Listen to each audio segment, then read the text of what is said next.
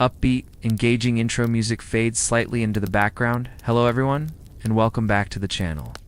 When we think of World War I, our minds often jump to the trenches of Europe, to doughboys and biplanes. What about the millions of Americans left behind on the home front?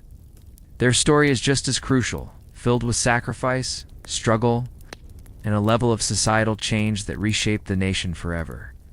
Today, we're pulling back the curtain on the everyday lives of Americans during the Great War. A war that was fought not just on the battlefields, but in every factory, farm, and family kitchen across the country. Before the United States officially entered the war in April 1917, the conflict in Europe already felt close. For nearly 3 years, Americans had been following the grim news from overseas. The sinking of the Lusitania in 1915, with 128 Americans on board, was a profound shock. It brought the brutality of modern warfare right to America's doorstep. While President Woodrow Wilson campaigned on the promise of keeping the country out of the war, the tide of public opinion was slowly turning. The economy was already shifting, with American factories supplying the Allied powers, creating an economic boom, but also tying the nation's fortunes ever closer to an Allied victory. Then came the declaration of war. Suddenly, everything changed. The government launched a massive propaganda campaign to unite a divided country. Posters with iconic images like Uncle Sam's "I Want You" became ubiquitous. They weren't just asking for soldiers. They were asking for total commitment from every citizen. The message was clear. This was a total war, and victory depended on the unwavering support of the home front.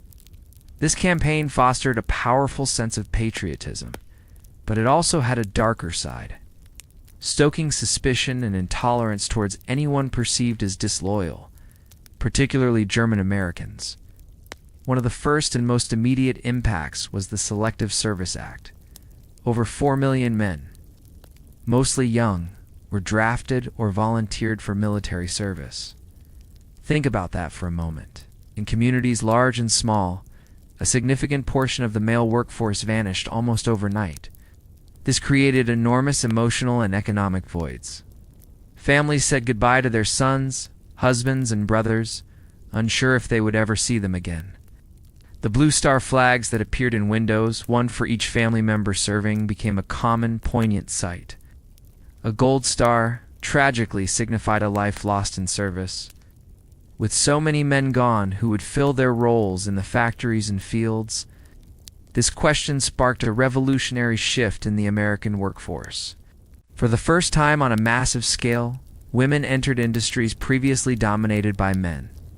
They became riveters, welders, and machinists, building the ships, weapons, and munitions essential for the war effort. These munitionettes worked long, arduous hours in often dangerous conditions. Their contribution was indispensable, and it forever challenged traditional notions of a woman's place in society. This newfound economic independence and proven capability were major catalysts for the women's suffrage movement. Culminating in the 19th Amendment just after the war effort also demanded immense sacrifices in daily life. The government introduced rationing to ensure that soldiers overseas and allies in Europe had enough food and supplies. Herbert Hoover, then head of the U.S. Food Administration, led campaigns with slogans like, "Food will win the war." Americans were encouraged to observe meatless Mondays and wheatless Wednesdays. Families were urged to plant victory gardens in their backyards and public parks to grow their own vegetables, freeing up commercial crops for the troops. This wasn't enforced by law, but by social pressure and a sense of patriotic duty. It was a collective effort, a daily reminder that every citizen had a role to play. Beyond food, the government also took control of key industries to streamline production for the war.